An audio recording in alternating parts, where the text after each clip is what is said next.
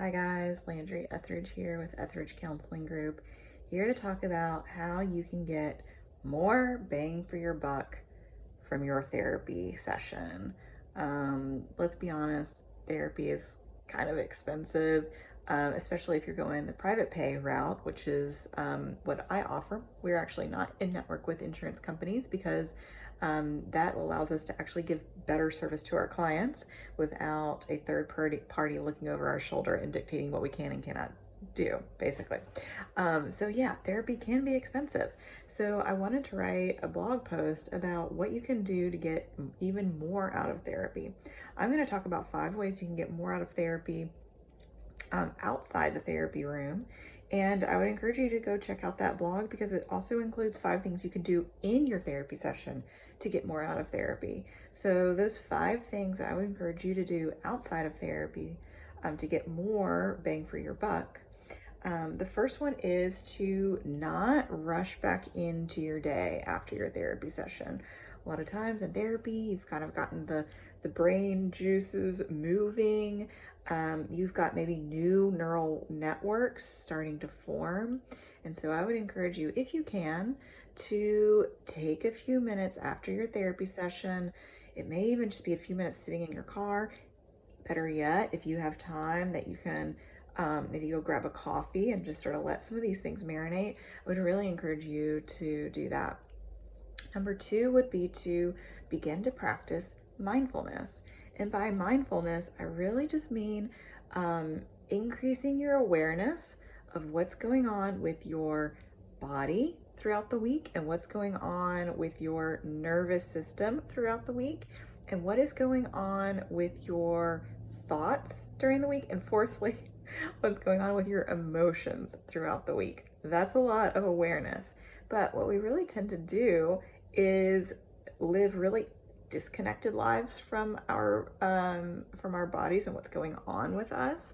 So I would encourage you outside of therapy throughout your day, throughout your week, to start paying attention to the cues your body is trying to give you, but we often totally miss because we're so busy. To really begin that practice of mindfulness is huge and can create some really interesting shifts in therapy. The third one that I have listed here is beginning a journaling practice. In our busy schedule, that's often like the last thing we want to add is start to journal every day. Like, who has time for that, really? It really only takes 5 minutes a day. In fact, there's some good research to show that journaling can be a really powerful practice, partially because it forces us to be mindful, which was my second suggestion. But journaling, a really easy way to start is just to say, today I feel, and see where it goes. Another great prompt is to list some things that you're grateful for. That sounds maybe kind of shallow or like a band-aid, or I don't know, maybe not really like profound advice, but our brains are actually designed to pay more attention to negative things than to positive. And in fact, we can also often dismiss completely positive things in our lives. And that's for a good reason. Our brain is designed to keep us alive at all costs. And remembering that beautiful sunset or that delicious dinner in no way keeps us alive. So our brain sort of skips over it. So beginning a journaling practice where we're writing down the things that we're grateful for can, again, rewire some of our neural networks to really get the benefit of the positive things in our lives that we often skip over. Again, another way of getting at mindfulness, really. Number 4 is to support your physical body. If you are dehydrated or malnourished or sleep deprived, your body does not have the resources to regulate your emotions. Again, if your body is struggling, you do not have the resources to be healthy mentally. Our body requires sleep, requires good nutrition, requires water. So if our body is struggling, our body doesn't really differentiate between what type of stress. Stress is stress, and it's going to respond to it. So we can immediately start taking stress off of our bodies and allowing our body to process our emotions better if we're meeting our physical needs.